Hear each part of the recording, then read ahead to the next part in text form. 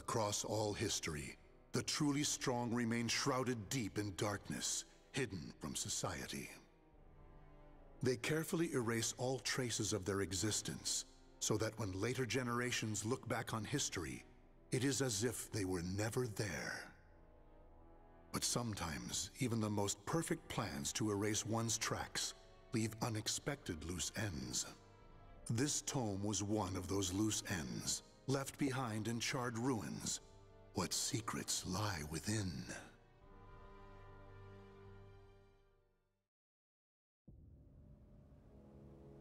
Zasalamel created me. A banal way to begin a tome, but writing down one's own history in a book is strange enough to begin with. I began writing this as an indulgent pastime, so I may as well enjoy myself. Now, about the cursed sword known as Soul Edge. I intend to record its secrets in this very tome. However, I must exercise caution. A fitting end awaits all who seek the cursed sword. Some may laugh and call this an exaggeration. Should anyone who has held that sword ever read this tome, though, I'm certain they'll agree with me. The origin of Soul Edge is a mystery. Legend says it was once an ordinary sword, void of any power. But after fighting on countless battlefields, it gathered a great deal of negative power, until a curse fell upon it. That much is true. All who took Soul Edge in their hands became slaves to the blade, murdering until they bled their last drop of blood. That is why so few know of it, despite its appearances time and time again throughout history. Until, that is, an age long past, when there appeared a man with a mind powerful enough to resist the sword's control. He was known as the Hero King.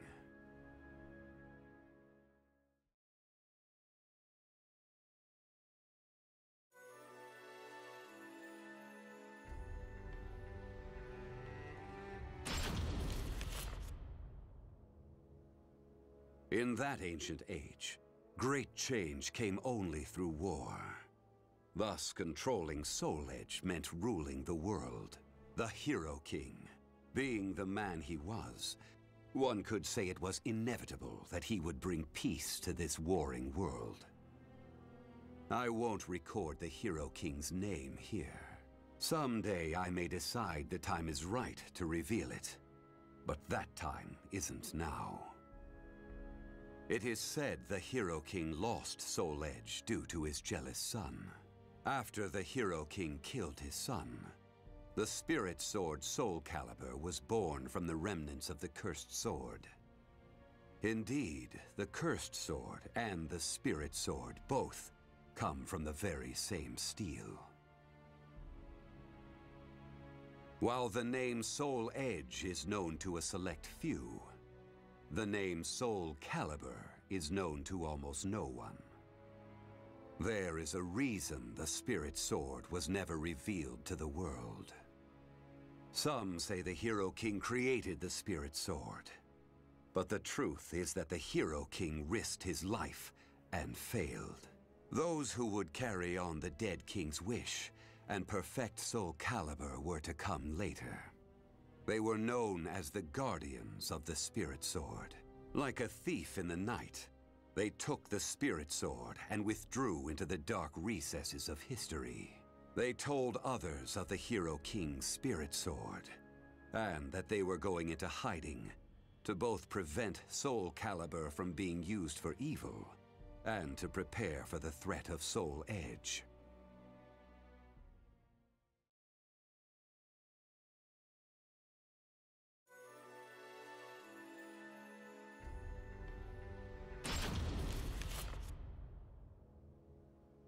The guardians of the spirit sword only entrust Soulcalibur to a select few. One recent example was a king from medieval Europe. Born in Britain, the king used the spirit sword to rule a large swath of Europe. I'm skeptical as to whether the king ever truly existed. But assuming the tales are true, he was somehow connected with the guardians of the Spirit Sword, from whom he received the blade. Also, it would be reasonable to assume the king fought with the one who possessed the cursed sword and won. After the king's death, though, no one knows what happened to the Spirit Sword. Perhaps we should assume it eventually found its way back to the guardians of the Spirit Sword. But it should be noted that their power had dwindled greatly by that time. At the same time, there were those who awaited the second coming of the king. On the eve of the king's passing, a loyal knight set forth to find the Spirit Sword and restore the crown. That was the start of the secret society known as the Aval Organization. They hid themselves well for a considerably long period of time. Not even I learned of their inner workings until quite recently. Sworn to the late king, the Aval Organization sought the Spirit Sword and secretly assassinated all whom they deemed outsiders, those who were aligned with the cursed sword or did harm to humankind. A deeper look, however, reveals there was some unrest hidden below the organization's seemingly unshakable exterior.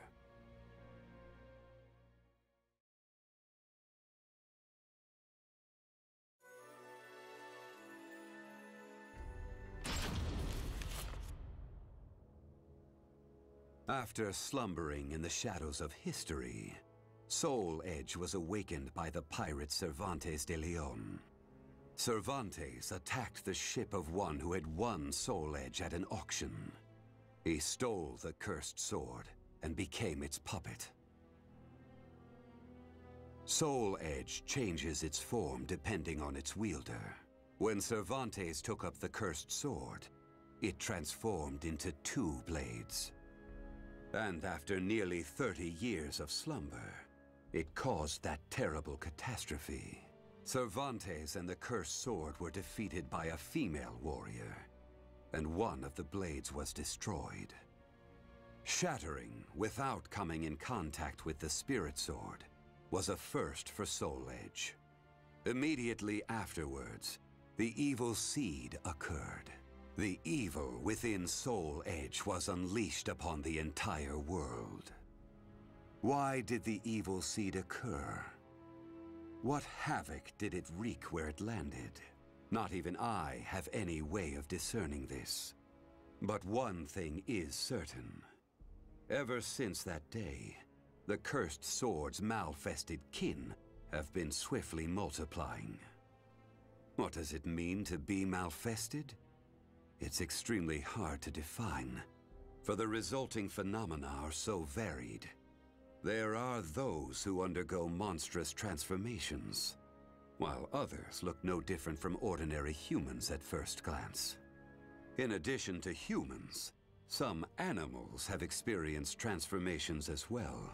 Common traits of the malfested include heightened fighting instincts and violent tendencies. Some become beasts, hungry only for slaughter, while others use strategy to entrap powerful foes. But they all slip into towns and cities, seeking blood under the cover of darkness. Sometime after the evil seed, the Azure Knight Nightmare appeared. Rumors said he possessed Soul Edge, and his string of indiscriminate murder seemed to agree with this. Personally, I was also interested in discovering this knight's true identity. I then received news that the Aval Organization had encountered him and were defeated. It intrigued me that there seemed to be someone in their organization deeply interested in the evil seed.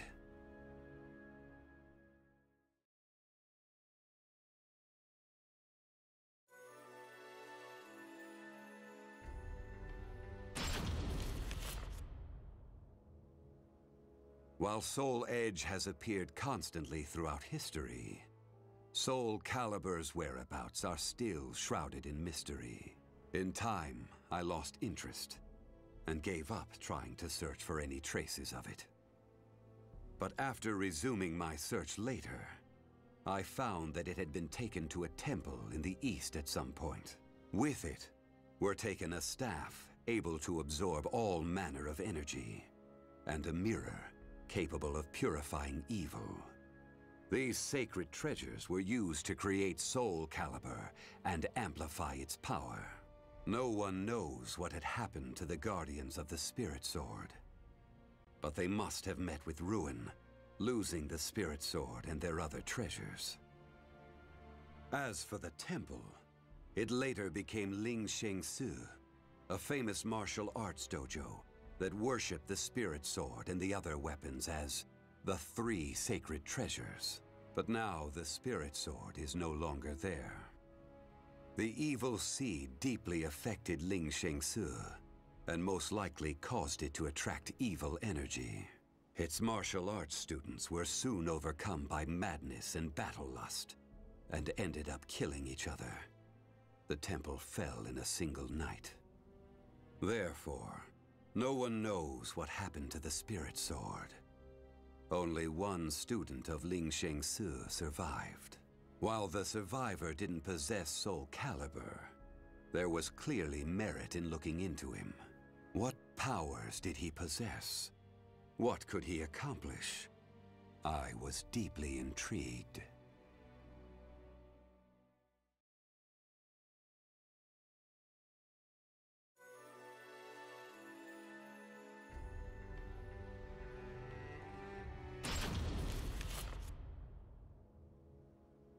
I only started writing this tome as a pastime, but in order to give it a clear perspective, I must reveal my identity. I was once one of the Guardians of the Spirit Sword. The precepts of the Guardians were very strict, one of which stated no Guardian may ever touch Soulcalibur. But in my younger days, I failed to properly suppress my urges. When the others discovered my designs, they broke my arms and banished me. Amid my despair, I searched for a way to survive. What I discovered was the art of reincarnation. After a long period of training, I mastered the secrets contained within this lost wisdom. I reincarnated myself over and over again, and became an entity that could transcend generations. At first, I didn't realize the price I would have to pay for eternal life. For every time I reincarnated, I experienced the pain of death. It felt like my soul was being crushed. It is hard to put such pain and suffering in words. Indeed, I hadn't managed to completely escape death. No matter what one may accomplish in life, death remains inescapable. My bodies have lain in countless graves, but my soul will never rest in peace. So it was that I came to yearn for the final eternal death I could never have. And such desire began to corrupt my everlasting life. Gradually, I began to seek out death itself.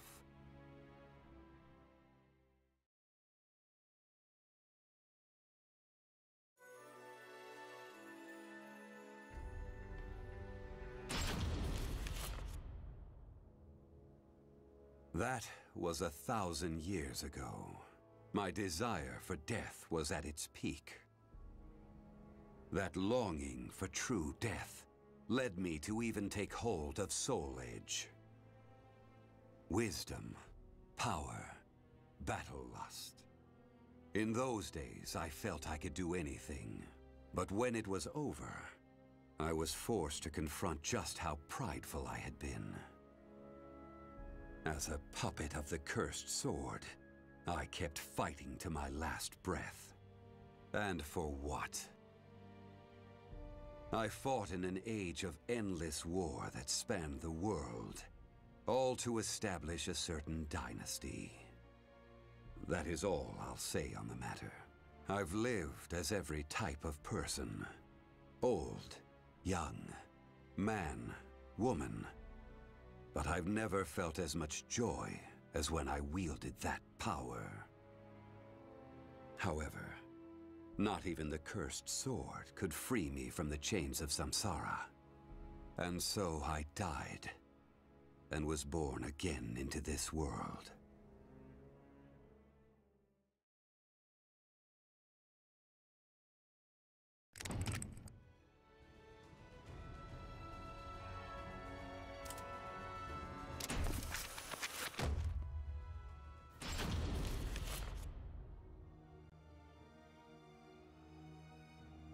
This tome has become much longer than I imagined it would be.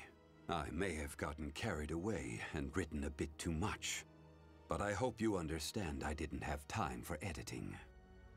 Not that it matters, as I plan to burn this book to ashes. It may seem strange for me to care about time, as death holds no sway over me.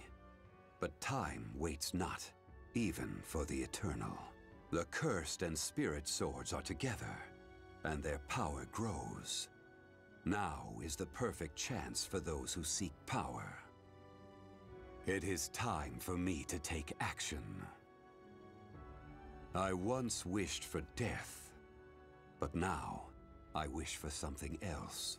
Now, I wish to cultivate the potential that people possess and lead them to a glorious new future. I seek not meaning or understanding in this. I am not even certain from which of my memories this thought sprang. I feel as if it has always been inside of me, like a memory from a past life. I've thought of one other possibility. Perhaps this memory is from the future, sent back to me by my future self. Or maybe I simply have too active an imagination. Whatever the case, everything will begin once I acquire the power I need. The cursed sword and the spirit sword. I need them both to proceed with my plan. It has already been set into motion.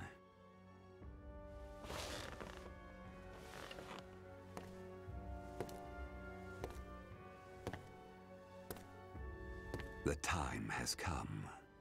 Now I shall harvest the fruit of my labors.